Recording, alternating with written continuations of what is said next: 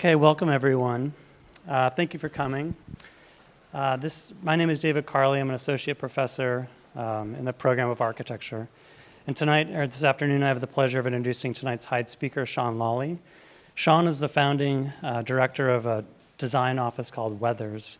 Weathers is a multidisciplinary office that approaches design at various scales by breaking down boundaries between the disciplines of architecture, landscape architecture, and urban design. Weathers is an environmental design office in the pursuit of the social, spatial, and organizational implications of our lifestyles and environments made possible by the integration of these disciplines. The office embraces technology available today and how one might visualize and operate upon or within our surrounding environments in an attempt to foster innovation in our spatial and social constructs. Sean received his bachelor's degree in landscape architecture from the University of Massachusetts Amherst, and his MArch degree from UCLA. Currently, he's a tenured professor of architecture at the University of Illinois, Chicago, and the author of The Air of Other Planets, A Brief History of Architecture to Come. Sean also hosts a biweekly podcast called Night White Skies, which recently received a 2017 New Media Graham Grant. If you guys haven't checked it out, I'd highly encourage it, and it's also going through a little bit of a transitional phase, so watch out for that. Sean also recently participated in mass context analog dialogues in Chicago, as well as the University of Michigan's Ambiguous Territories Symposium a few weeks ago. So with that, I'd like to thank Sean and look forward to your lecture. Please join me in welcoming him.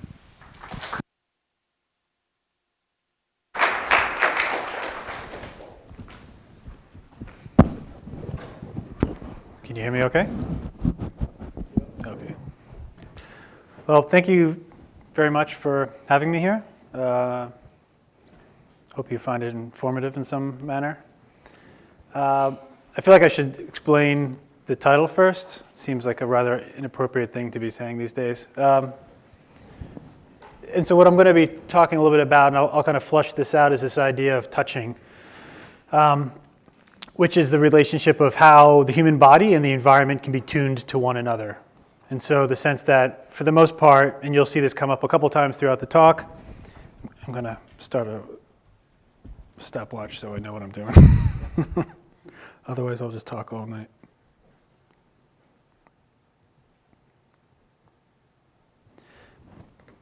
In which the human body and the environment that the body is in can actually be tuned to one another. And we'll talk a little bit about that going through here in a sense that that's a kind of unique thing to be going on within our lifetimes. And that it hasn't really happened in the same sense in the past to the extent that it's happening now. And this is something that I was a quote that I had run into. I was reading a book by David Biello, who is a writer for Scientific American. He's actually now part of the TED Talks in some way. I think he's involved in the program there. And he was writing this book, and part of it was this moment where he goes and he's speaking to, and this Larry here is Larry from Google, from Alphabet, and so the founder of. And so this was a kind of a moment in which I wrote this piece for the Canadian Centre of Architecture in Montreal, called Thanks for Asking, Larry, a fictional response to an actual question. And the idea was that this is a kind of piece I wrote, which I'm not going to read, but is a piece of fiction, which is about a question that was truly asked in the book, which was from Larry Page asking, if you had $50 million, what would you spend it on? And it was kind of this elevator pitch in which he was talking to a lot of very important people, a lot of well-connected people who kind of come together in this conference they do yearly and talk about the future and what's going on and what they should be investing in. And that was, of course, an honest question, spoken to primarily people in technology. And so what I felt to do is I wanted to grab that quote and actually co-opt it for an architecture and for landscape architecture, as if I ran into Larry Page from Google and he asked me that question, and how would I respond to it? And so some of the things that I'm pulling out here are actually kind of a reply to that, which is, if I had $50 million, what would I spend it on? And part of this is the question of that it's not about developing new technologies, it's actually about the importance of pushing the imagination, of letting the general public, both within architecture and beyond, to have a vision of what the world could be, and how do we kind of prep that for the future, knowing that the environment in terms of climate change and such is not going to reverse itself, and we have to kind of prep for what that world could be. And so the importance of kind of having those discussions and what that means for the discipline. And this kind of comes across in the most clear way for me. And I don't know if any of you are familiar with Neil Stephenson. He's a fiction author, science fiction author. He wrote Snow Crash as well as a wide range of projects. And he wrote a really great piece that I highly recommend you all read. It's available online, called Innovation Starvation. And he recounts his meeting of Michael Crow, who's the president of Arizona State University. And what goes on here is Neil Stephenson goes to this conference. It's at, I believe it's at Arizona State. And he's talking with a bunch of people who are scientists, engineers. He's a writer, and these people are all in the room together. And Neil Stephenson kind of has this kind of self-pity approach in which he's talking about all the great things that have been offered to him and he was promised as a child didn't come through. This is around the same time in which the space shuttle program is being dismantled. So now if you're in the United States and you're an astronaut, you have to go to another country and ride with the Russians up to the International Space Station. And so he's talking about these kind of moments and stuff like that, and actually questioning whether or not, where are the big ideas? You know, these things that I was promised, you know, the jetpacks when he was a kid, not only was the Apollo missions going on, all these kind of ideas of what we could do and what we could be searching for. And he's basically kind of, in a weird way, kind of blaming, well, I don't know who he's particularly blaming, but there's kind of this interest or this pushback within the sciences and with engineering. And a kind of great moment occurred because what he didn't expect to happen was for Michael Crow, who was there on the panel, to actually push back and say, actually the problem isn't with us within science and engineering, the problem is with you in fiction writing. He's like, what you need to be doing is actually producing a plausible future that's not dystopic and not utopic, not on these kind of two sides, that can inspire the next generation of science. Like, how do you get those people excited to want to be a part of the future if all we're getting is these worlds that are dystopic or utopic? You need to actually plant something other than that. And he realizes at that point that that's a completely honest and true statement. And so what they wind up doing is creating this thing called the Project Hieroglyph, which is at Arizona State University. And it's a way in which they merge fiction writers and scientists together and tell these tales. And they tell stories and fictions of the future that are highly and closely tied to science and engineering, meaning they're not fantastical, there's no wizards and orgs. But they are based on true laws of physics. And the idea is trying to tease out possible scenarios of what's coming down the pipeline. And the importance of that, I think, is twofold, in which is, I think there's a lot of, I'll speak only for myself, there's a lot of insecurity in what we do as architects. And maybe some of you as students feel it a little bit, which is the sense that you, at this point, realize that we're not really specialists in anything. That when it comes to anything you do, there's somebody out there who probably does it a little bit better because they are trained to be acoustic engineers, structural engineers, mechanical engineers, material science engineers, banking, finance. And so really what we are in many ways, and why I thought this was such a great piece, was because it made it clear that we were probably very similar to the science fiction writer in the sense that we have the ability to kind of pique the interest of others and kind of spec out plausible futures that can entice and get people excited about what's going on today. And quite frankly, that's because there is so much going on today. Whether it is within the engineering and sciences in terms of what's going on with our bodies, the wearable technologies you guys have, your handheld devices, things that are going on with climate manipulation. I mean, these are all things that are on the forefront of the world around us, and quite frankly are pushing on the discipline of architecture, asking to be addressed. And architecture is the best place to do that. And this is backwards. But some of those things that are kind of happening is when we think about just how complex and how extreme everything is going, and I don't think I have a pointer here. But you can see here the architect.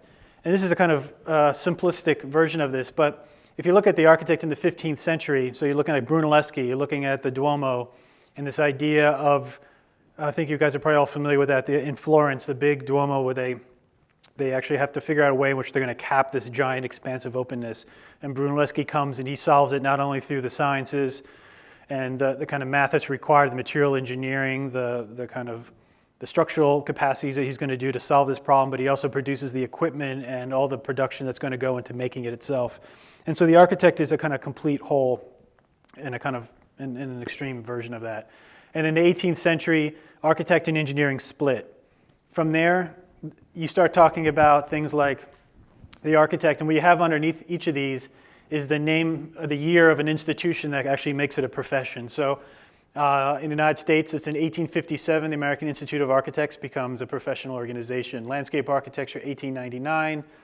Planning, the most recently, 1978. Structural engineering, civil engineering, acoustic engineering, mechanical, electrical. And then these down here on the right are things that aren't their own professional organizations of licensure and testing, but still are required for any large project. And so, when you start adding into that energy systems and lead organizations, all these kind of things that are on the periphery of architecture and pushing in, the question is, do they become another subset of our discipline? Or do we have to kind of take a step back and actually start thinking in a kind of larger, more holistic means as to what that means for the discipline, for design, and for how we kind of interact with each other socially and aesthetically? And so, that's not too far off when you look at a project like this. This is Coop Himmenblau's project for BMW Welt. And so what you see here on the left-hand side is the team from Coop Himmenblau. So these are the designers, the project team, consultant. And on the right-hand side, these are all the consultants that are necessary for producing that project. And so you realize when you start thinking like, oh, there's the architect, there's the project, I associate that with Coop Himmenblau. And you start realizing in order for that project to be produced, not only are you talking about management teams, electrical systems, photovoltaic, traffic engineering, civil engineering, inspection engineers, signage, that the list goes on and on and on, and that it's a very diverse group of consultation and collaboration that's required to produce a project like that. But at the same time, there is an identity and approach of design intention that I imagine came primarily through the architect and the architectural's office. And so how do we have that conversation when we're talking about pressures on the profession that are tied to pressures but also opportunities? Do they become another subset, or a little bit like the Neil Stephenson example with the innovation starvation, do we have to take a step back and actually start playing out through larger scenarios what some of the implications are of all these pressures around us? And so for one of the things I wanted to point to was this idea of the gradient. Because this, for me, is a kind of hallmark moment of a material property that's tied to this conversation as we start talking about materiality that's not just the steel, glass, concrete that we associate with architectural form. And so the lecture is kind of split in half. Part of it is going to be a trajectory of research and interest that I've had for a number of years now. And then the second half being some more recent projects that are being kind of teased out. The idea being that this isn't changing a whole lot. The other ones on the back end a little bit are more. I know this also has a little bit to do with the lecture series provocation of representation, methods, and what was the other word? Theories and practices. And so I'm trying to be able to tease that out a little bit more. And so with that in mind, you're looking here is at the environment. I'm not sure. This is Chicago. I'm not sure if we're quite getting into Nebraska territory on that photo. But, and then, so the environment and the human body on the right. So if you just take a quick, two of the greatest pressures on society today include humanity's manipulation of the environment and the advancements in bioengineering of the human body. The first is changing the makeup of the physical spaces we occupy, and the second, the very body that perceives that space. At the intersection are the physical boundaries that define architectural space. The focus is to integrate these two quickly advancing industries as the epicenter of architectural, spatial, social, environmental, and ethical discourse. And so to kind of pull that apart a little bit more is, generally speaking, when we talk about architecture, we think about this kind of pink line. And that pink line is in many ways, it could be concrete, glass, steel, brick. It could be Gothic, Rococo, postmodern, modern. It doesn't matter what the kind of stylization or shape that you see in it. They essentially all have a similar characteristic, which is that pink line lets energy systems either move through them, bounce off them, or be absorbed by them. Maybe the modern and the postmodern would then eventually have a bubble around it, inside it, which would actually be the generative, meaning you kind of close it out altogether and you produce heating and cooling systems that actually provide a temperature and humidity level on the inside. This is something that Rainer Banham talks about. And so the question is, if architecture is a form of mediation, which has to do with kind of surfaces and geometries, so whether I'm standing on a stage or whether there's a wall there or a ceiling or a slope moving up, that's all being a mediation for the environmental qualities that are around it, or the ones that we produce inside it, like the light and the heating and the cooling. And the idea of just as a kind of duality is to say, if we stop thinking of architecture as an act of mediation and think of it as a form of amplification, so you say, instead of thinking of these systems as being neutral things like rain and wind and light that we have to work against, can we actually start thinking about amplifying those? So working with temperature, working with light, sound, electromagnetic, acoustics, and actually start amplifying those things in such a way that they can actually become an architectural form. Think of it as a microclimate. And if we do that, what then become the implications of that? And so the thing that I can point to most clearly, a kind of energy, like a material that's formed of energy, not just of a solid mass, but of an energy system, would be that of street lighting. And we're all very familiar with this, right? And in this kind of example, street lighting is a clear form for me of what architecture is. And why, knowing that this program specifically has a link between landscape architecture, interior, and architecture, is that someone who's educated in both and really kind of interested in the two and not really trying to see a distinction between the two, but seeing moments like this where I think you have clear overlap, where street lighting is a form of architecture. Because there are lots of different ways in which you can define architecture, but for me, I think that earlier statement I read, which was the fact that it's a relationship of boundaries and what those boundaries produce, meaning how does a boundary organize space? How does it organize people? What is the aesthetic quality of that boundary? All that is a kind of form of architecture. And so when you think of lighting, street lighting like this, if you think of it in those terms, street lighting has an interior. It has a shape that you can see from the outside. It provides an activity, meaning safety, for anyone who's inside that. Step outside of that and you lose that safety. It allows activities to occur. It allows for sports or any kind of gaming you want to do at night. And most importantly is that even though it's lighting, it's actually not reproducing the sun. It's not intended to be a natural condition, right? Street lighting and the lighting that we see there is tuned to the human body. So this goes back to the idea of the touching. Like, how do you tune the body to the environment? And so if you look at a spectrum, an electromagnetic spectrum of energy that moves from the sun that we experience, the visible spectrum is a small, small sliver. On one side is ultraviolet, on the other side is infrared. In the middle, that little slither is visible spectrum light that we can see. And that's all that lighting is. So there's no infrared there's no ultraviolet, there's nothing else. It's just tuned to what the human body could see. If a snake was to run through there, if any other mammal or bee or fly, they could very well not even see that light because they have no perception of those 450 to 700 nanometers of spectrum of light. So this is tuned specifically to the human body. And the question then is, how do we start thinking about that lighting as a way in which we can keep building it up more and more? So when you talk about that lighting, what's really quite unique about it is that it has a hallmark, which is that it's a gradient. And so material energies, these are things that we're working on, not we meaning humanity, of how do we start thinking about energy as a materiality. And so a couple of examples being, whether it's as an artist, Peter Livingside talking about producing this kind of snowstorm in a field of trees. This is light, so I'm sure you guys have this too in Chicago.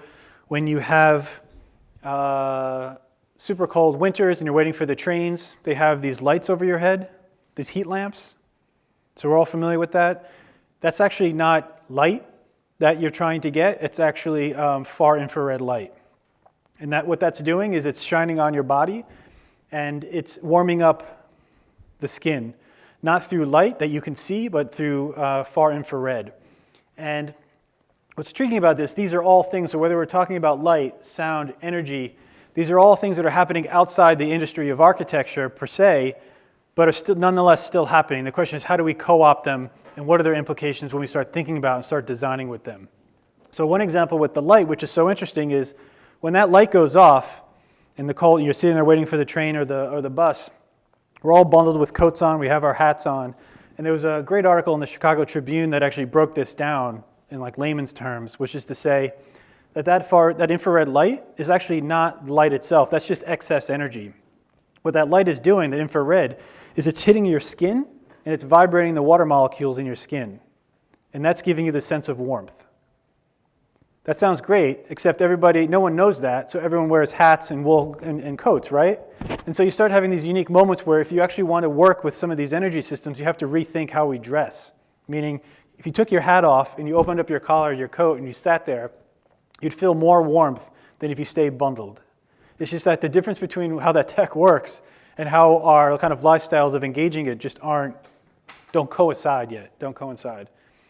Sound, this is a more extreme version. This is weaponization of sound. So anyone who's is familiar with any kind of, this is military, but this is also ways in which this can be used domestically. So if anyone's been on a cruise, they probably had this on the back of the cruise ship. It's primarily used for pirates. And it actually focuses sound as a wavelength where actually when it hits the human body, it vibrates it and causes such distress that it turns people away. And so that's a sound as a weaponization, but this same sound technology is actually used for Herman Miller and Steelcase and furniture companies that are now using it to create little pockets. The same way we could have these different lights hitting down and creating little zones here, they could actually create little sound zones. Meaning there could be 6 TVs on here. I could step into this one and I would hear that TV. I'd step into that one and I would hear that TV. And I wouldn't hear anyone else. And so you're creating these little environments that are all tied to the properties of the material, whether this be sound, whether it be light. And of course, people like projects like Tesla and the battery pack factories that are building and finding ways in which we can harness that technology, that energy, and then actually using it. Without going into too much detail with it, is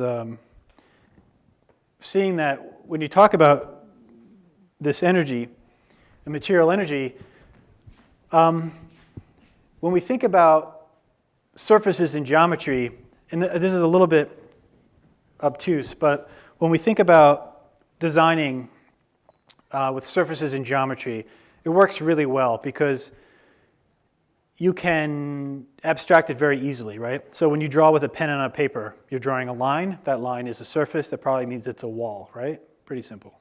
You're working in CAD. You're working in Rhino, Maya.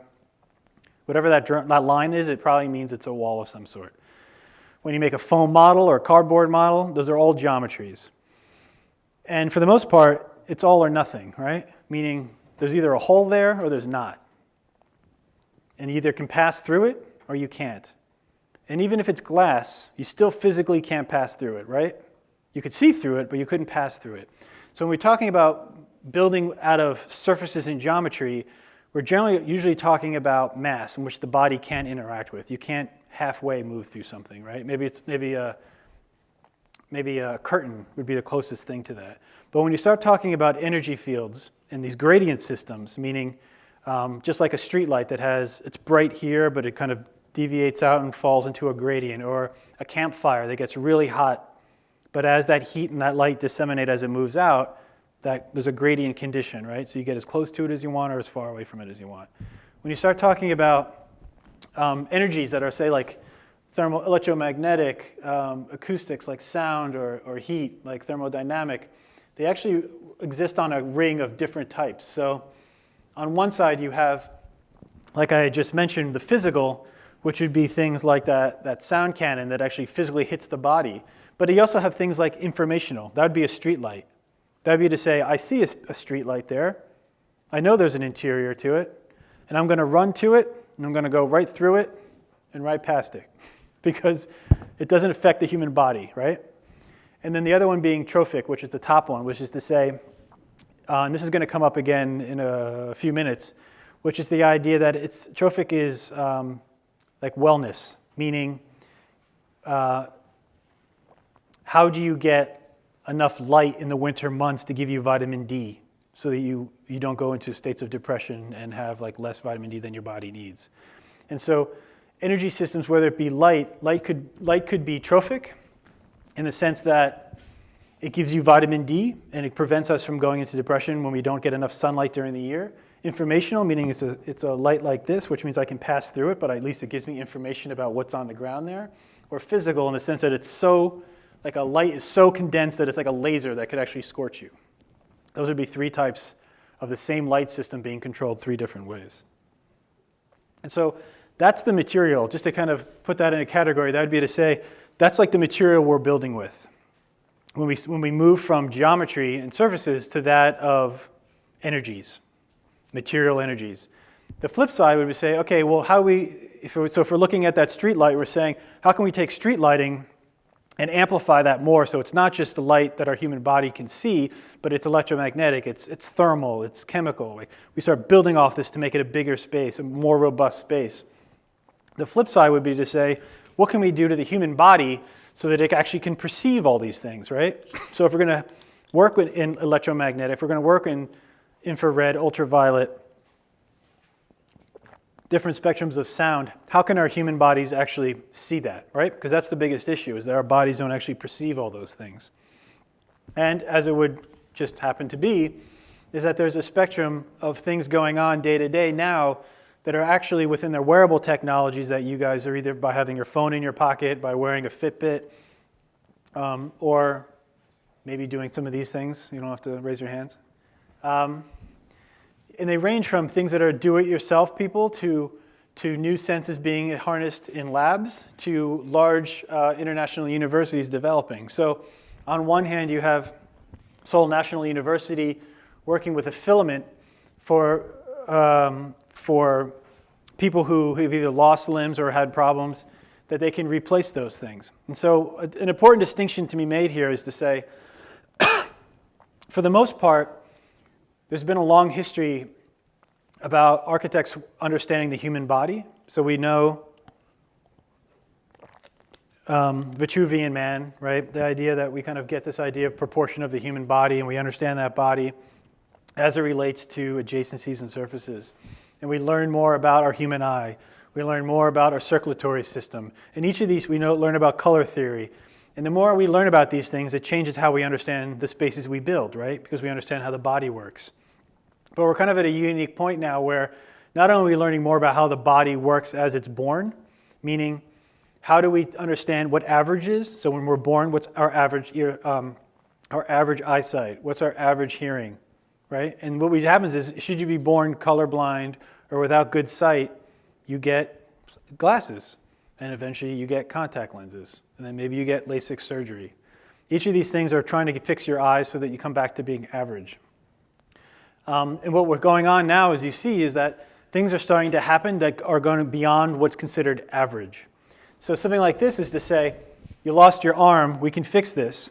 And we can actually give you the ability now to actually sense pressure in skin. So these elements on here allow them to actually pick up a child like that or touch something and actually feel the pressures on them. This is Kevin Warwick, who actually did something altogether differently. This is him himself sitting here, getting an implant that is going to go from his arm into his central nervous system, right into his body, that goes right to his brain. And that central nervous system goes from here, it'll go to a computer. and it'll go back to a signal on his hat. He'll blindfold himself, and for several weeks, he'll actually develop sonar as an extra sense. So the same way bats signal and learn from sonar, he actually took that on as an extra sense in his body. What he found out was that it turns out excuse me, that our brains don't really care what the sense advancement is. As long as it's data that can get into the brain will interpret it and report it back out. And so after only just a few hours and then a few days, he was able to actually move around his own lab and understand space through just the sense of sonar. Not through sight, not through vision, but by giving himself a sensory perception that, quite frankly, 100 years ago we didn't even know existed. No one understood how bats worked and why they could fly at night. And now we are 117 years later, and that's somebody giving themselves the ability to see through sonar. These are neuroenhancers. This is a really crazy one, which is to say, you guys have probably seen Arnold Schwarzenegger, pumping iron, anything that has to do with bodybuilding, right? These are people who are literally taking drugs to enhance their physical bodies, right? That's not news to anybody. What they have found out, though, the journal Nature did a study and found out, though, that 1/3 of scientists take a neuroenhancer, meaning the same way people are doping to get physically stronger in football, baseball, or combat sports. It turns out people are also enhancing their neural capacities by taking beta blockers like propranolol that allow them to work longer, more focused, and stronger because the payoff is so extreme, meaning you're competing against teams of people who are looking for funding. And so you start to get these neuroenhancers that weren't intended for that, but are being used like that. And then maybe the more just extreme version is this group over here, these guys who found a form of chlorine E6, which I think has been known to be working in labs and mice and rats, and actually put it in their own eyes. And then for about 20 minutes at night, they would go outside and could see into the ultraviolet spectrum of light, which means they could actually see at night. It lasted for about 20 minutes, and it would dissipate. But these are, you're ranging from million-dollar institutes of research, do-it-yourselfs in terms of known technologies, misusing existing technologies, and then do-it-yourself people all looking to figure out how you could enhance our sensory perceptions. And so the same Vitruvian man, that was about proportion, literally quite sitting there in terms of proportion of finger to elbow, elbow to arm. Of course, that proportion is about the surface of your skin, right?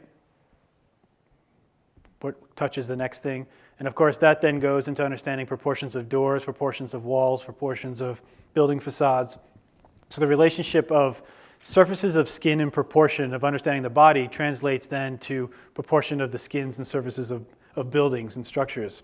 And so the question here is, if we start thinking about our human sensory perception, not only the ones that we currently have, but artificial ones, meaning things that you could intensify our existing human sensory, or find ones that don't even exist within our species, but like sonar, exist outside our species that but could be co-opted. All of a sudden, it gives us an opportunity to collude. Basically, you have the way of working with new materials and energies that we couldn't work with 30, 50 years ago. And now we have a human body that actually can perceive them.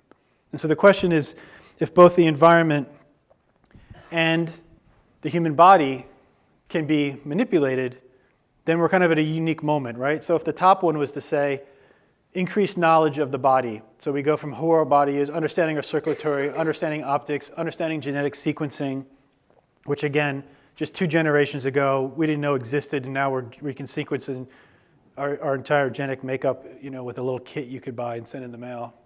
And then from there, the more we would know about this, we would increase our control. So what we knew about the body allowed us to then mediate and give us protection so we could explore space, explore the oceans. We tested the body, we understood its capabilities, and when we built structures to go around that body to house it. And so one kind of led to the other. But now, because both the body and the perception of our spaces can both be augmented, neither one comes first, which becomes a kind of unique moment for how we think and how we design space. So if you think about it, The material energies being the purple, think of that as light or heat or anything like that as a microclimate. Our sensory envelopes, meaning how we detect those. And then the kind of architectural shape is the relationship between the body and what the body can perceive. And so just as a couple of examples, this is, oops.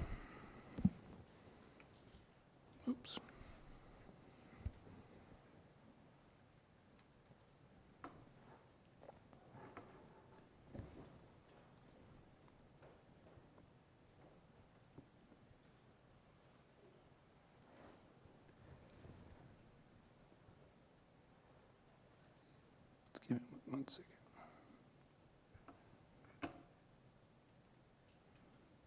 These are like some examples of just some projects in which trying to figure out what that conversation could be and how that conversation could go. So I'm going to just show a couple of projects that talk about that same conversation that I was just kind of outlining, but figuring out how, through various representational techniques, how we could tease out what those possibilities are. So two things that come about is how do we have a conversation when we know that both our human body and the environment are being manipulated? How do we tease this out where we can actually talk about not just all the good and not just all the bad, but actually start figuring out what the kind of implications and the kind of middle grounds could be with this? And so these are just a couple of projects in which a kind of physical model is built. This one's like 4 foot by 5 foot that kind of sets up a spatial diagram and then photographs it for kind of one shot. And so I'll skip around through some of these, but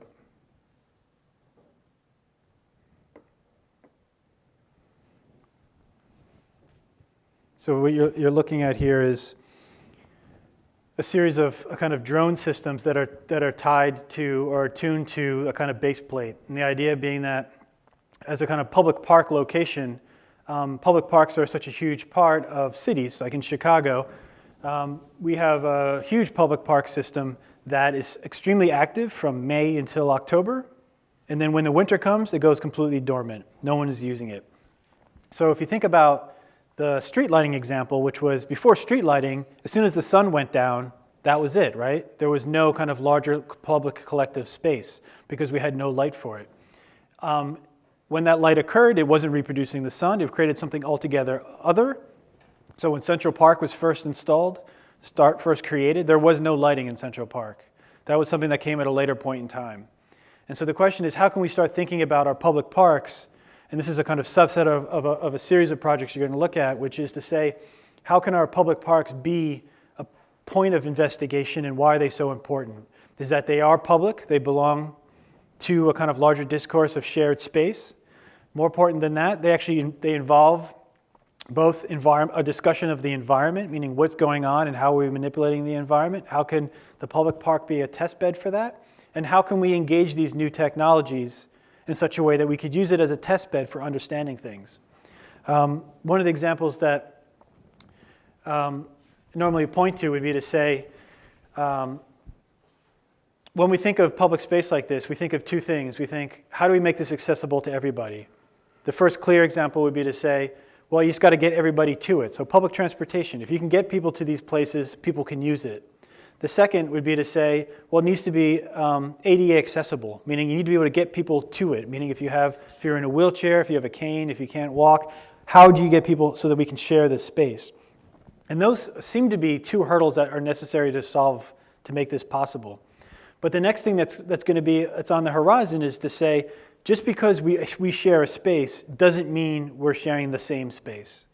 We're all sitting in here, but if some of you have a cell phone, you have access to the outside world. You know the scores, you know information, you have data, you know things that are going on that someone next to you doesn't. That could be because they have bad service. It could be because they don't have access to technology. It could also be because they can't see the same colors as you. It can also be that they can't sense the same way as you. And so when we start bringing this conversation forward about technologies and not only how they shape an environment, but how they shape the human body, especially with healthcare today, we have to realize that not everyone is going to have access to the same space. Just because you're in the same physical space doesn't mean you're experiencing the same set of variables. I mean, is anybody here colorblind?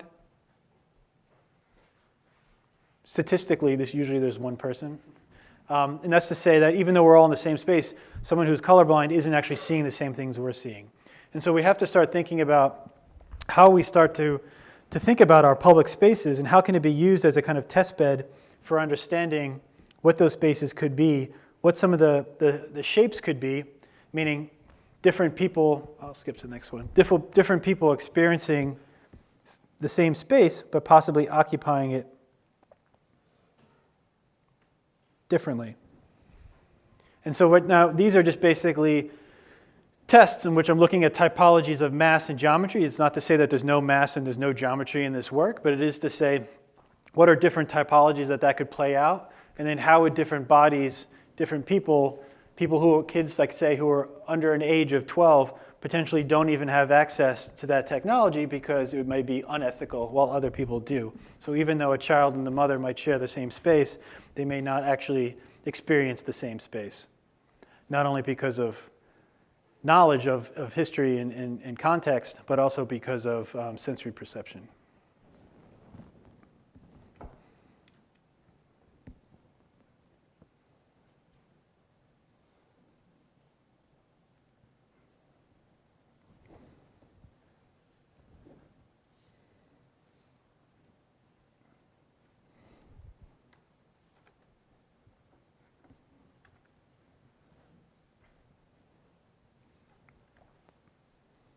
And so, again, this idea of representation is how do you, not only through image, explain to somebody something you can't see, meaning you can't see thermal conditions, you can't see acoustics. How do you have a conversation with somebody to let them understand what's going on?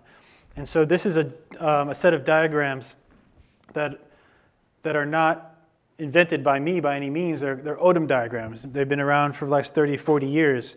And they're produced by someone named Odom, which is about talking about information transfer. So everything you see in white is an existing system. So you have humidity in the environment, you have solar radiation, you have precipitation, you have temperature and air velocity. And anything in black is the condition that's being produced, meaning producing heat, producing light.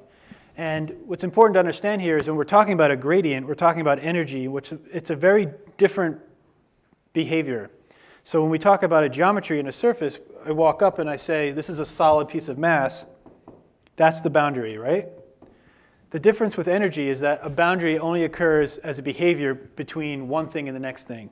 So if this is 85 degrees and this is 74 degrees, when those two temperatures come in contact with each other, they create a boundary because there's a kind of relationship between that. And so how do you characterize? Same thing with a street light. That's light hitting a dark space. Absent of light, light. And when that boundary hits is when you get an edge condition. And so these become ways in which the same image you saw, which was that kind of drone on the top, had a power supply, allowed you to kind of vaporize water, secondary light, electromagnetic field, a primary light, this producing a thermal condition, a conductive condition that created a kind of cyclical move, a human body that could sense that produced an actual shape. And so this becomes an architectural shape. That becomes the microclimate, and that becomes an architectural shape that we can talk about that has a relationship to the discipline, and trying to understand how that changes. And what's become unique about this is that these things aren't static, meaning they can exist in time as one flat thing. So the analogy being, if we were talking about housing before with Brian's studio, like if you took a private home that was sort of like and you saw it in a catalog and you built it and you wanted to paint it the same color and it's going to be 2 bedrooms, 1 bath, and you built it in Massachusetts and then you built the same one in Guadalajara, Mexico, they would be the same home, right? Different climate, different everything else, same spatial qualities. You'd have different heating bills and different all that stuff, but you would essentially have the same physical space regardless of the environment it's in. What's different from this, though, is when you start talking with energies, is that the behaviors change. So the example being that same space got bigger and smaller based on the climatic pressures around it. So a simple example would be to say you're at a campfire. It's got a nice color to it. 5 or 6 people are gathered around it. You got a lot of light. You got some heat coming out of it. and all of a sudden the temperature drops 30 degrees. That space just got a lot smaller, right? So everyone has to get closer to the fire. The light's probably the same, but the heat is completely different. And that's all because the same amount of fuel that was being produced interacting with an environment just got a very different relationship. So you have to put more fuel on that if you want to keep the same space. It's the same thing with street lighting. If you guys find your favorite, I can't even say that in a straight face. Find your favorite street light, and or from school, look at it, and you'll track it over a month. That same street light will have a different boundary over the course of a month or a month and a half. If it's a new moon, you're going to get one boundary. If it's a full moon, that excess light will produce a different series of light. So a full moon gives you more light, throws it more back, meaning that edge of that street light will be more blurred and less distinct. It'll be the same amount of lumens being thrown out, but it'll be less distinct than when it's a new moon and it produces a different condition. And so there's always a relationship between the context, the material production, and then the environment that it's in. One of the other things we're kind of working on was this idea of test dummies in a way. Like, okay, so we're talking about finding these physical spaces, and like I was saying before, a lot of stuff is work in progress, so it's not a clear linear trajectory here. But test dummies are made specifically for driving in cars, right? So you strap a test dummy, it has a bunch of sensors in it. It has these color patterns, so cameras can watch and follow. Drive a car into the wall, see what happened to the test dummy, right? And so the question is, how can we take those earlier studies which were about creating these mock climates and actually start thinking about the body? And so we started developing this project called IZZY. And what IZZY is basically a small scaled model that then has a body and it has a head, and then it has these kind of vertebrae that run up along it. And each one of these is actually just a different circuit board with a different sensory perception. So it's one that could actually sense visible spectrum of light, one that senses infrared, one that could sense various gases, one that's sound, whatever it is. It's a kind of an elastic system, and they simply just scale one on top of the other. So the idea being is that how do you make this, going back to this idea of representational methods and theories, is how do you discuss something that is invisible, right? So it's really easy to have a conversation about, glass, concrete, steel, when you can actually model that and show that to somebody, right? But when you're talking about something that's not physical, not visible to the human eye, but potentially could be experienced, you have to find a way of talking about that. And so this is just our attempt to start thinking about a color spectrum in which you go from white to red in terms of, say, these are health safety or human senses or artificial senses or dangerous to red and uncomfortable. And so we find these different health safety logics, which are gases and air particulates. We have human senses, and then we have artificial senses. And these are just the various senses that we purchase, tied to each one. And then as you stack them, you get something that could grow larger or shorter that could actually work as a physical model. So as we produce little prototypes and designs, IZZY could stand in for a scale model, and then depending on the colors that IZZY is moving, we understand how much of that material, how much of that light, how much of that air particulate is making its way through the model. You can do that through imaging, you could do it through sensor readers, or you could do something that's a bit more anthropomorphic, which is something that looks like a human body that is scaled that could actually move around a physical model. So imagine these being, I'm going to show in a minute, a half-scale model of a design in which you're testing it and prototyping it to understand if it works or not, with then IZZY kind of being located around it as a scale figure. So the idea here is that IZZY isn't male or female, IZZY doesn't have any particular racial profile or ethnic profile or socioeconomic profile. IZZY is simply sensory perception, meaning what senses does IZZY have and what senses are available to a group of people. And it could be less, it could be more, and that's then how the body is characterized, not by dimensions of height and weight, but by sensory perception. And so these are just kind of platforms. So this being one of them, meaning the kind of second sun logic. in which we start talking to corporations and companies, figuring out if there's a health infrastructure. We're talking about light therapy, user demographics, what energy systems. If we're talking about education, urban furnitures, like what energy systems and who would be using this thing in a kind of park system, realizing that it could be a kind of singular approach or it could be a kind of multi-level approach. And so this is nothing more than to say, what I'm talking about with all of this, what I just want to stress is that this is not about inventing new technology. All this tech exists.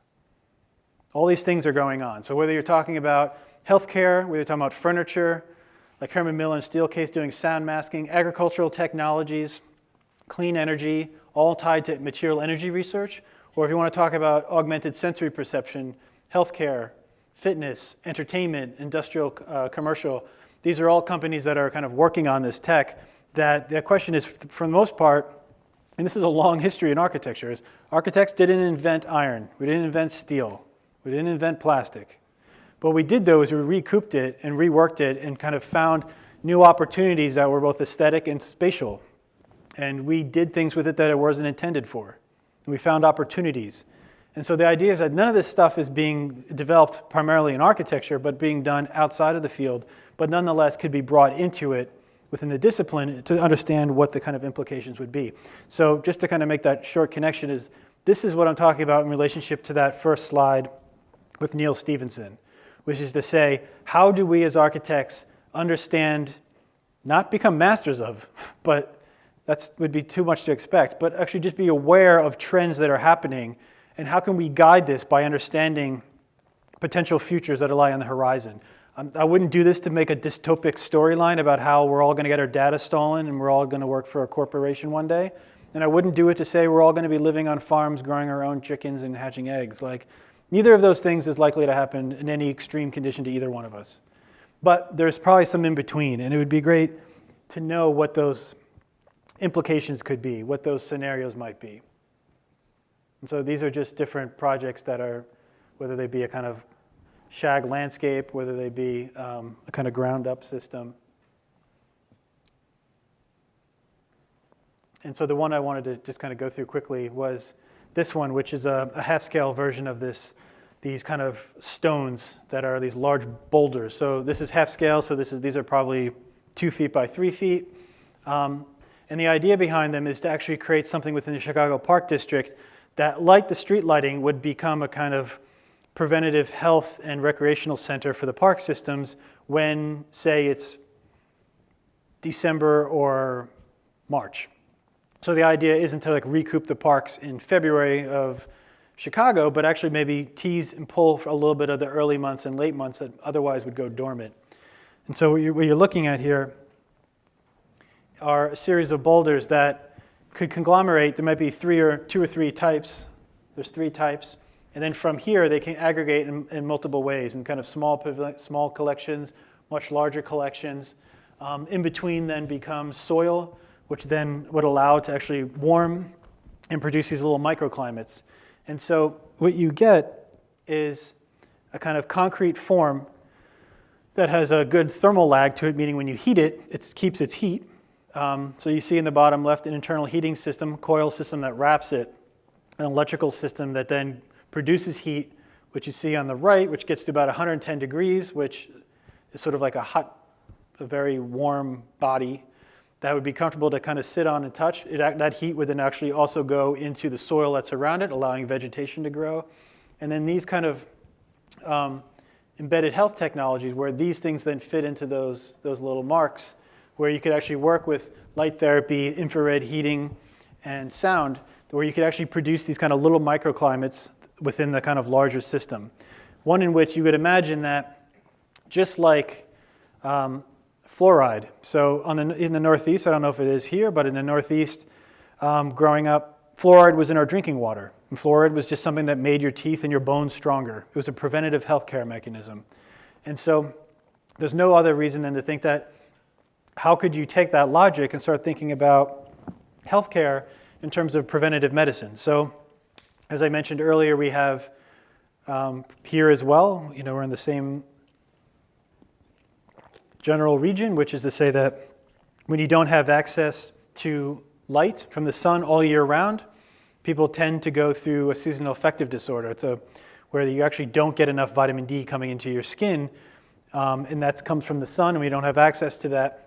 A lot of companies like Philips will actually produce a little blue light. I don't know if you guys have seen that, where you sit it at your desk, and it gives you light throughout the winter months, and is supposed to help you with that. Would be something like that could actually exist within these lighting systems, where somebody could walk up and their information as an individual would be tuned to that section.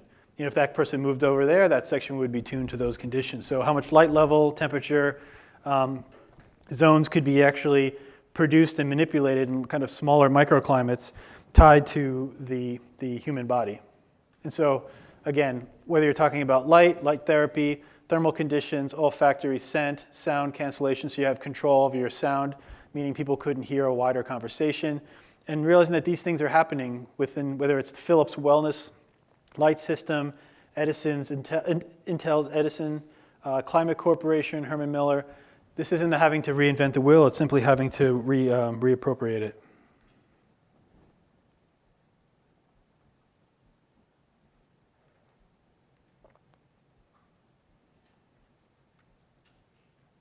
This is a kind of another version of that, which was, this is in Chicago, as you can see, the Hancock Tower there. This is on Fullerton. This is all new. So they had an erosion problem with the lake was coming up, and it was actually flooding not only the park there, but it was actually getting onto the roads.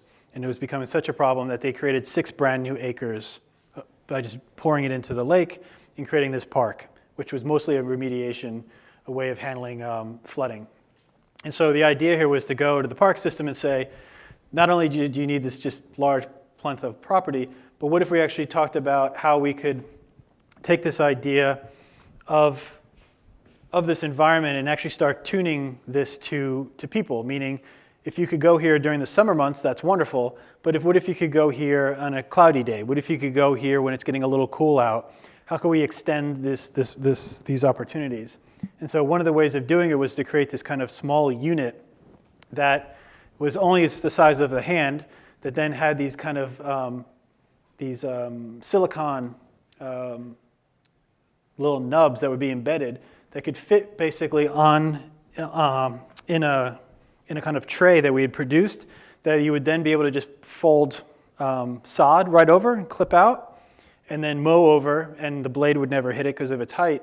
But these things would produce light, some of the same material systems I just talked about with the boulders, but simply in a different typology. So one in which it's actually just laid specifically on the ground plane, lawn mowers and everything being able to move over them, but the human body, as it kind of sat down, would then activate these kind of lighting systems to the body as it kind of sits within there.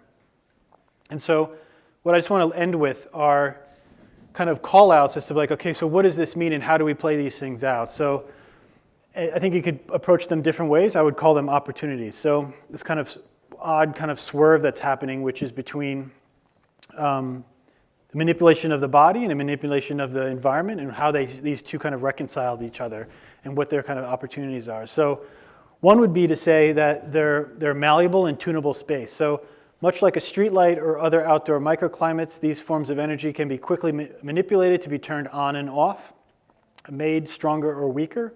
Flexible for creating and removing material presence is a unique quality to a future architecture. So first thing I'm bringing this up is because generally when people talk about energy outside, the first thing someone says to you is, why would you want to heat the outside? Why would you want to cool the outdoors? Which is a good question. But the other way of spinning this would be to say, if you could build an infrastructure that could go away when you don't need it, like a street light, right? That's just a pole with a light post on top. And when you don't need it, it turned off. So it doesn't have to be a constant thing. So when you talk about energy, you could easily say, yes, the problem is that once you turn it on, why would you want to do that? And why would you want to change the microclimate of an outdoor space?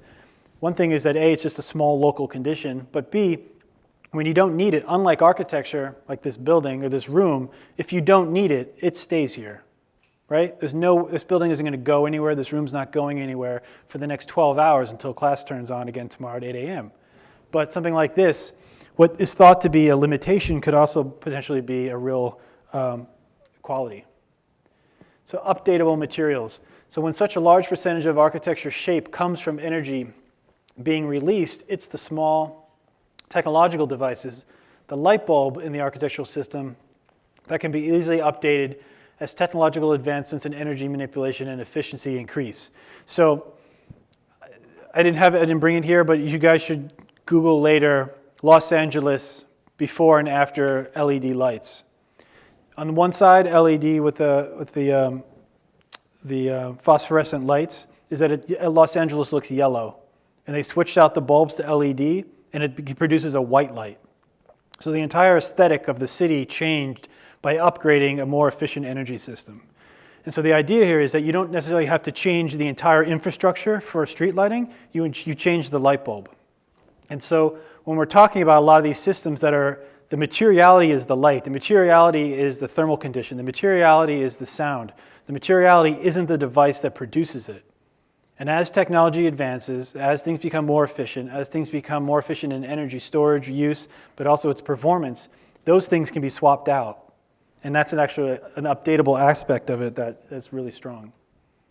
Evolving social experiences. So much like two individuals today might have different access to internet reception based on separate cell providers or equipment, individual access and ability to perceive sensory information will vary along social economic status, technological demographics, and health, making the same public space unique among multiple user groups. So just as we were saying before, is that just because two people are in the same spot 10 feet away from each other because they could get there doesn't mean they're potentially going to see the same or experience the same space. And that's kind of a lot to do with your socioeconomic class, meaning can you actually purchase, well, this new cell phone, the new Apple phone is $1,000 or something. So if you can afford that, then you get that. If you can't, then you don't have access to it. And that sounds like an extreme thing, but I think the latest statistic I heard was something like 25% of the United States doesn't have access to high-speed internet. And so unless you live near a major city infrastructure, it's possible that you're still getting data, you're still getting dial-up.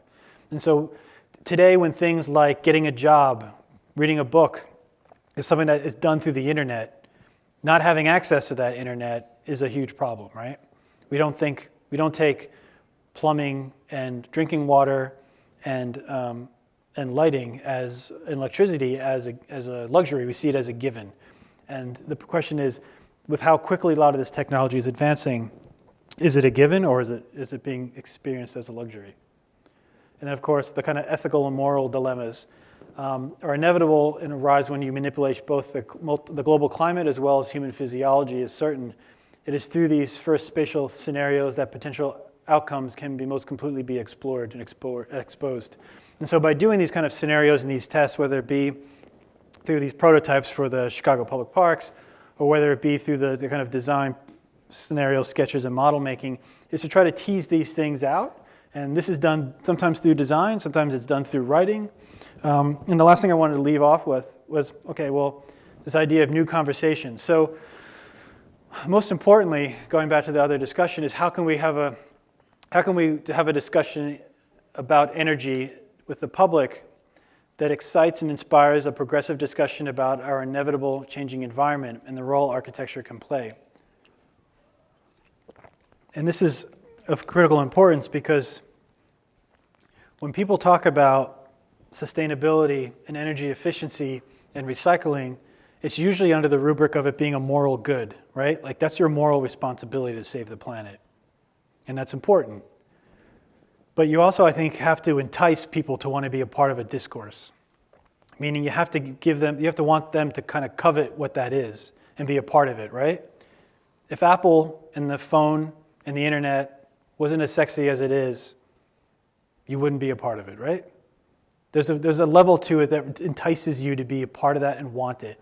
And I don't think it's wrong for the architect to have a conversation about these things while at the same time trying to bring people into a discourse through its potentials of aesthetic qualities, of spatial opportunities, and not only tied to a kind of moral good. And a lot of this is something that I also try to do, which is a podcast that I started about a year ago, which is really exactly for this, which was to say, what are other methods of having this conversation? I can write a book, I can write an article, I can talk to some of my friends.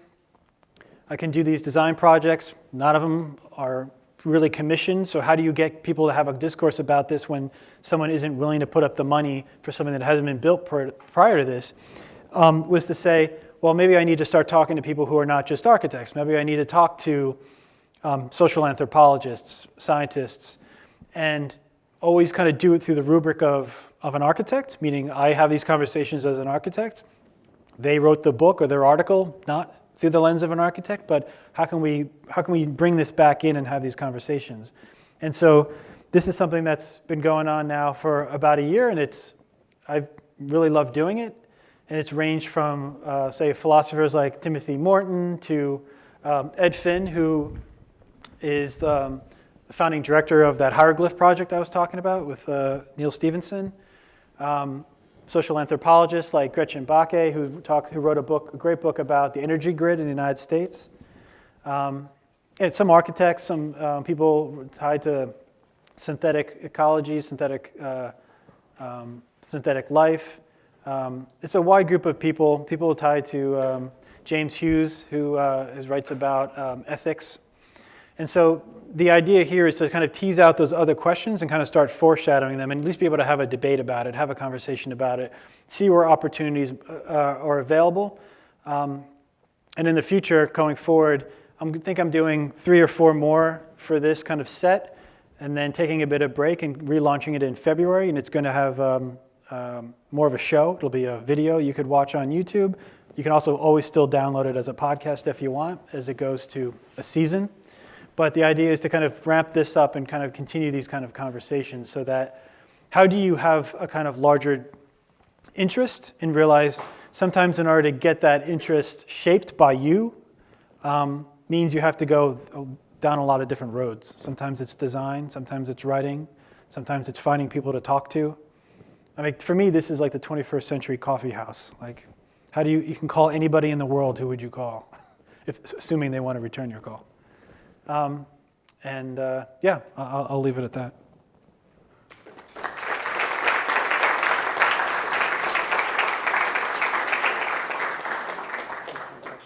Yeah. So we're going to, hang on everybody, don't leave just yet. We're going to take a few questions. So we do have the mic for the audio. So does anyone have a question? Yeah.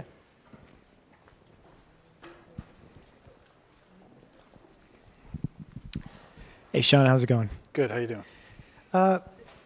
So I think the work is really, really interesting, and it seems like one of the key challenges in terms of representation is how you capture the dynamics of these various forces and energies.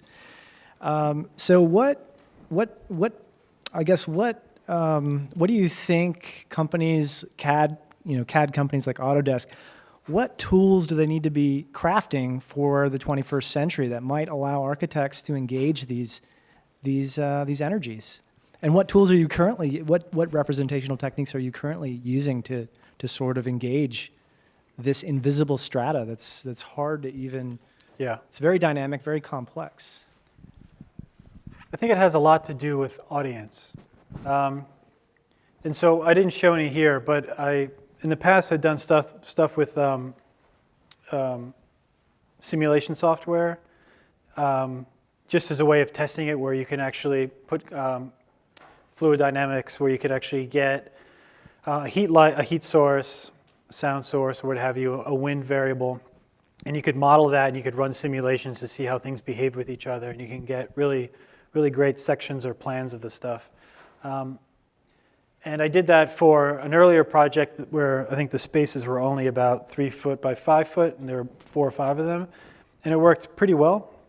Then you made a physical thing, and then you tested it and realized it didn't quite work the same. And then what I started finding out was, like, as the projects scaled in size, they became more diagrammatic. Meaning, I realized I could manipulate them more and more because the scale got so large that they weren't completely accurate. And so it goes down 2 roads. I think one road I could have taken was having a stronger collaboration with a corporation or a company that could pull those off for me and give me more data points for for that information. Somehow the other direction I went was less that and tied more to speculation. So sometimes even doing master plan for city of Reykjavik or for a building in Estonia and actually producing an illustrator intentionality of what I wanted the system to do as opposed to actually getting a true simulation of it, because at that point it was more fruitful to show an intention than a fact or a believed fact. And so, you know, I don't really know. I think one thing that I think is I find really, if anybody wanted to look more into this, I would say Brad Cantrell, who is now the new director of landscape architecture at UVA and was at Harvard before, did some really great physical modeling of not actually the Mississippi, but it was supposed to be a water system that had aggregate systems that would move through it, and he created a physical model of it. And then from there, he got a lot of over-the-counter technologies where he could image it and understand by camera imaging and laser points, understand how water was moving, how soil was being pushed in different directions. And it became more of a one-to-one modeling of data points for him to understand how things were happening. And I think that's probably like one of the more fruitful examples I could point to for tying the two together. Because I can only answer that kind of personally, which is the more I kind of got into the computer, the less I felt like I was expressing my intentions and more kind of getting tied to the abilities of what I had access to. And so I don't know what to point to, like, or what my wish list would be for Autodesk right now. But maybe the relationship between physical prototyping and digital capturing and simulation. That's why I think Izzy's coming about. It's like I want to make more of these models and test them, but I need the human body there, and I don't want to do stick figures and scale figures anymore. I want somebody in there. And since I don't have that sensory ability yet, I need to put it onto a model. And so I think trying to like hybridize those two, I think is the window I want to go in.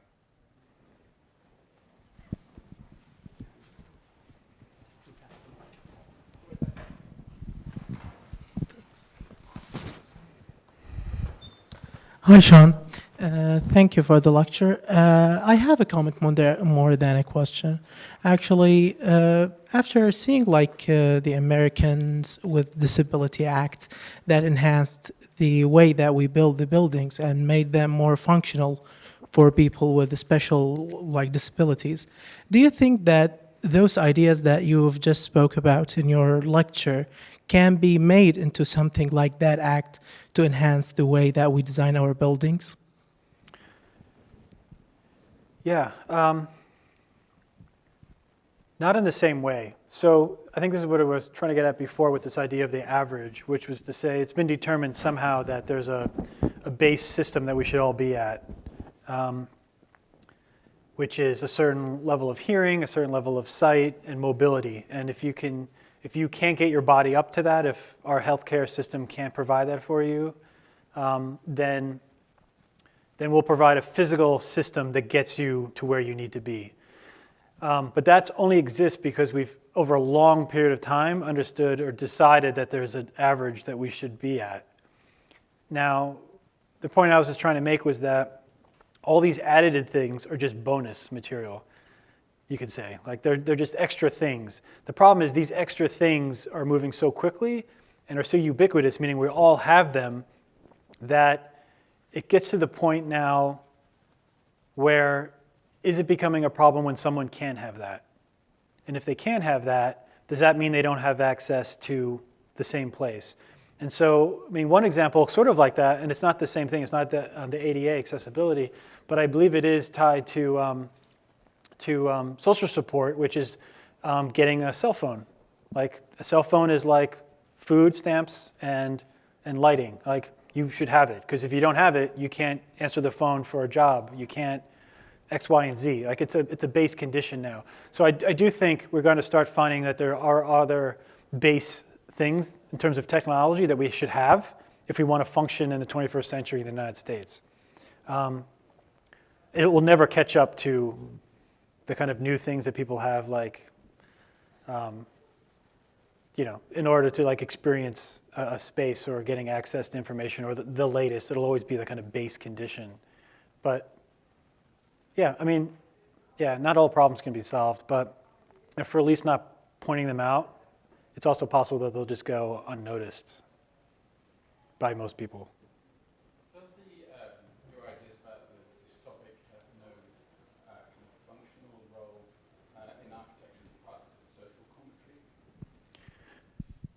What's the role? Do you see any role for the dystopic? Sure, yeah. So Is it what not to do? I think like so. Very kind of interesting that somebody of that position should be determined with the content of science fiction writer.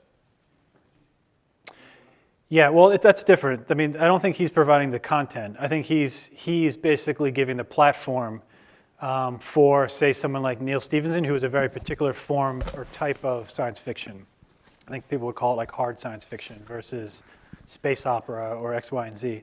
And the people who write within that group, there's at least one book out, and it's a spectrum of science fiction writers, so it's not one form. But the idea was to kind of build a collaborative relationship.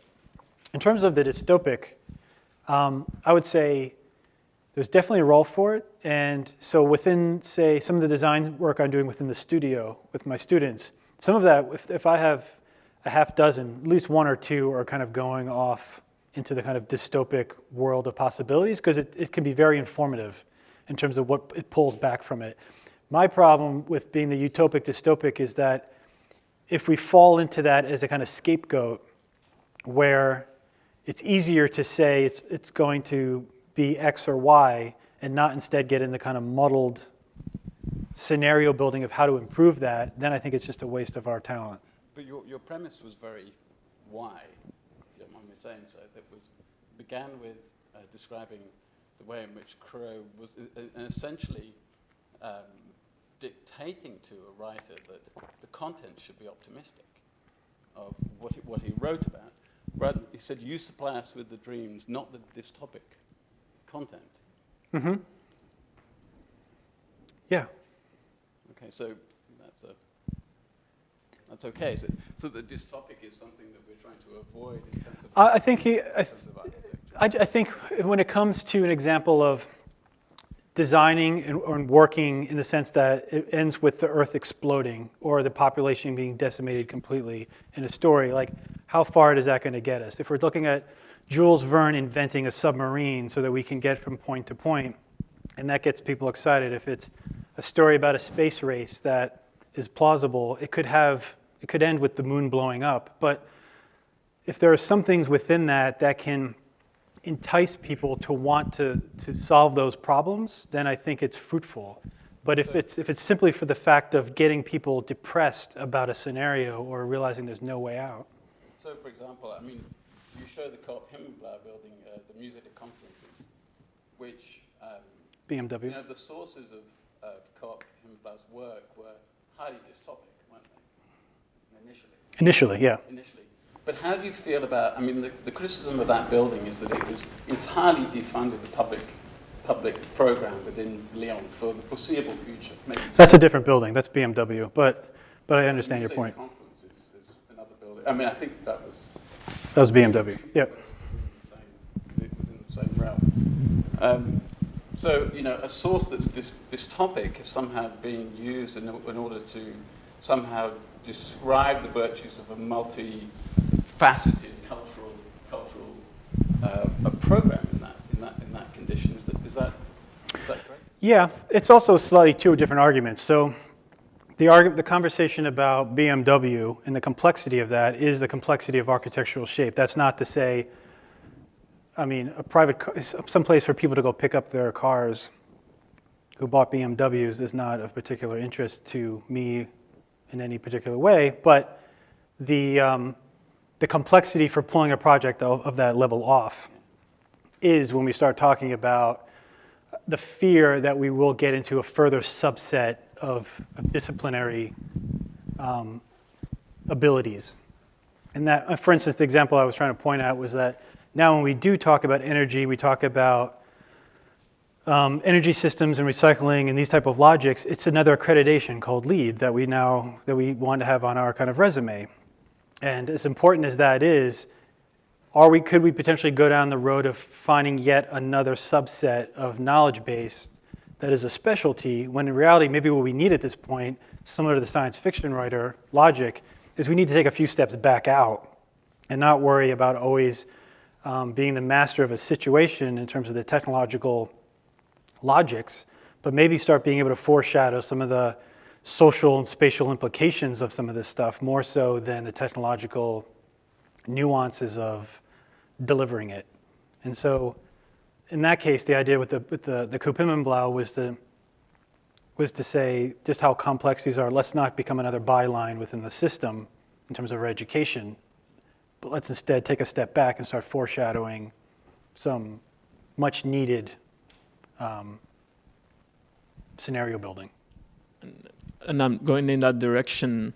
I think it has a bit to do with the dystopian, and so like there's some sort of weaving concept like the object-oriented ontology and all these authors that try to make science fiction with the development of technology. And it's something that they also been accused of, is that often because they have this ontology of putting everything in the same plane, that is almost what the little dummy was doing, like strip everything to a point where it's very utopian in a way, where this dummy doesn't have any ethnic group, doesn't respond to any social group. So at the end, I wonder if there's a way where we can hijack all these technological developments and then put them in use for something other than just corporations or like private interests that are willing to push the technology forward, right? Because it seems like everything ends up being a nice product to put in a park, probably surrounded by banks, but I don't see how, maybe in the means of education or in the means of starting a dialogue, how can we take those things and bring them really to the people? Because at the end, it almost ends being a dystopic place, because if you've been in the parks in Chicago,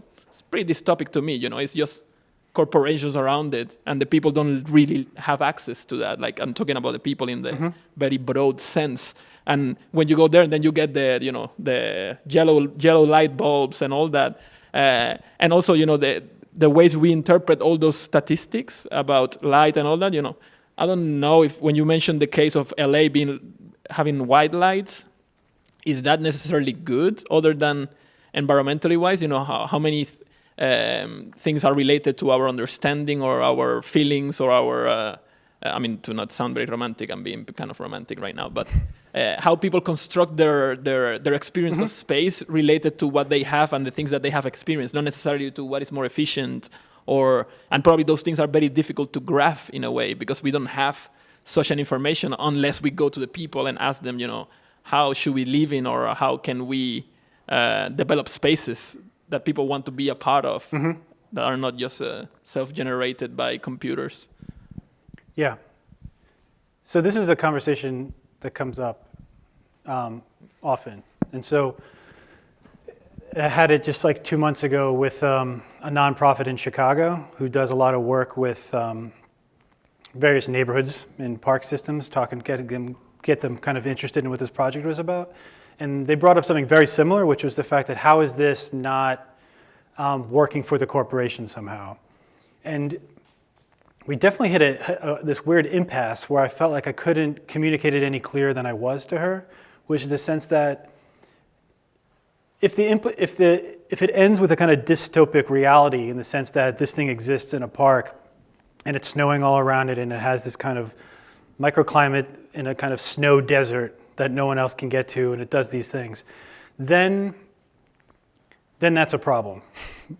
But if at that point things are highlighted where you can say, no one else has access to this stuff exists, this demographic of people can come in and use it, this people can't use it, no one else, this whole group doesn't want to use it, and it kind of foreshadows scenarios that may be dystopic or may be unwanted, then I think the larger project transcends that. Because then at least the point of it is to acknowledge problems. It's like, how can we set up something that simultaneously entices designers to want to do this, Because the flip side of this was for me to do placemaking in Chicago, which is where that woman wanted me to go, which was go have a conversation with everybody in the neighborhood, make that local place better based on 6 weeks of stickers on walls and get everything together and then create this thing that was sort of crowdsourced by the wants of the neighborhood.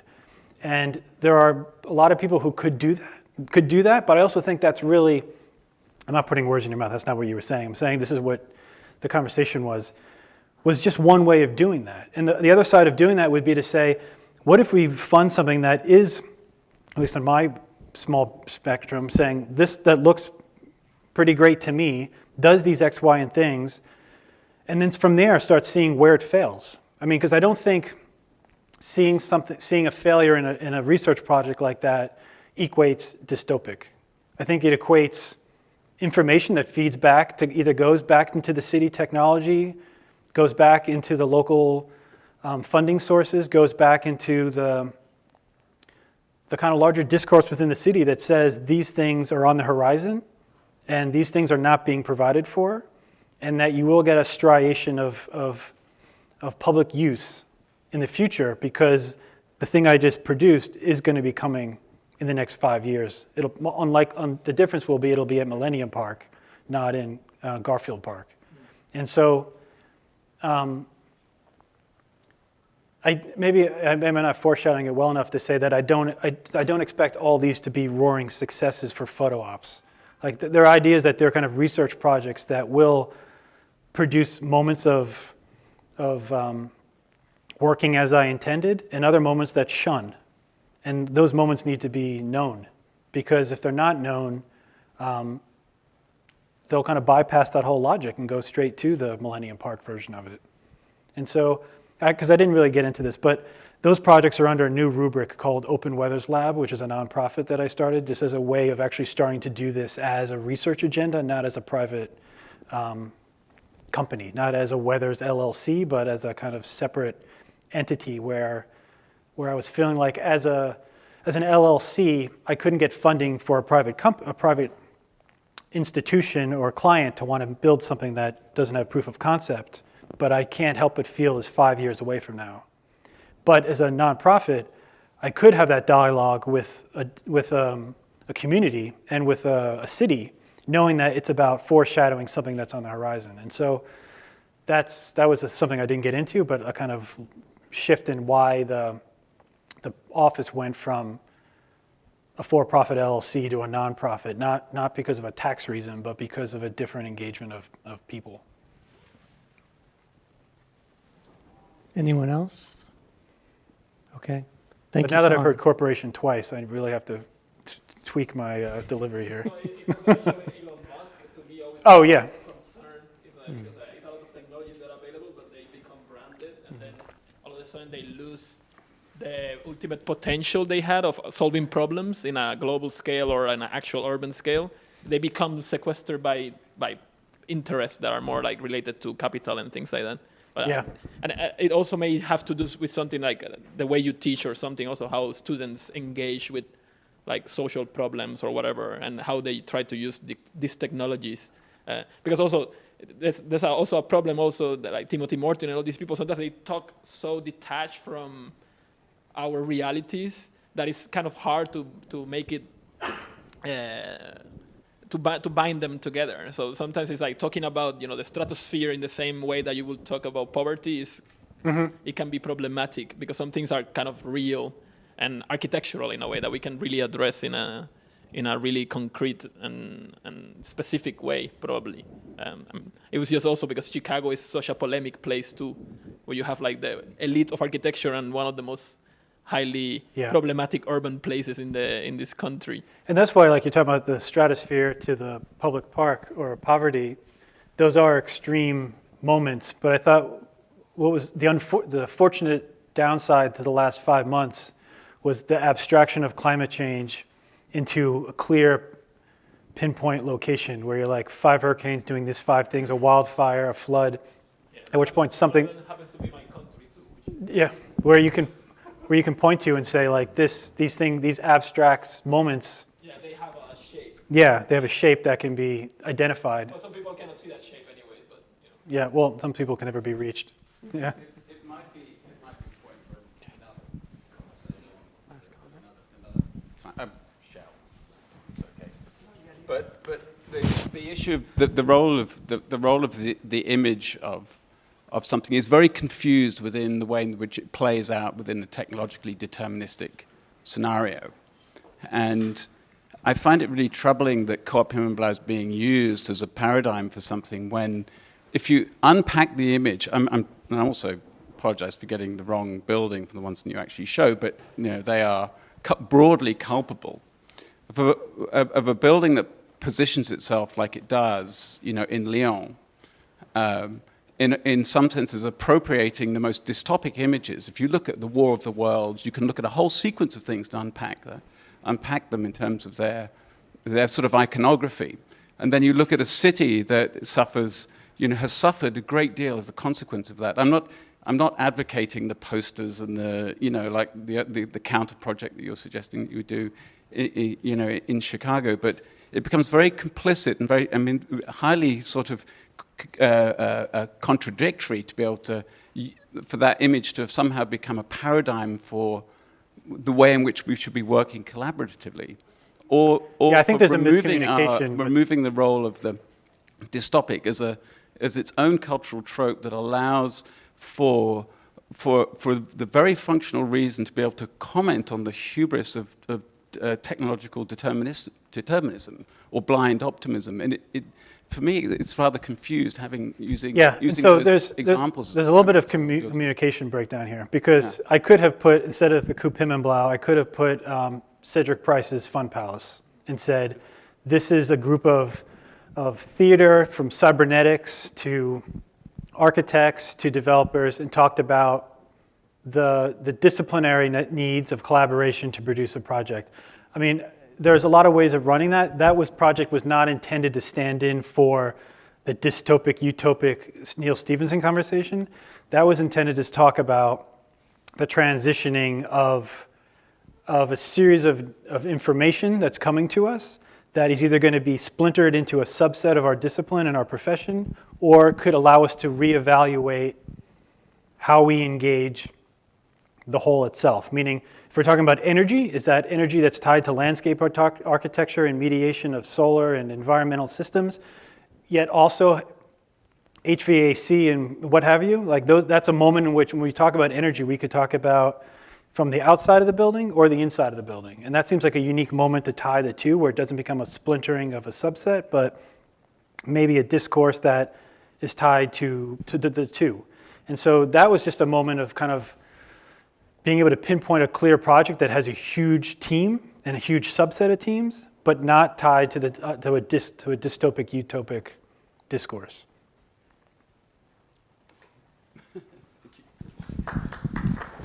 Thank you, Sean.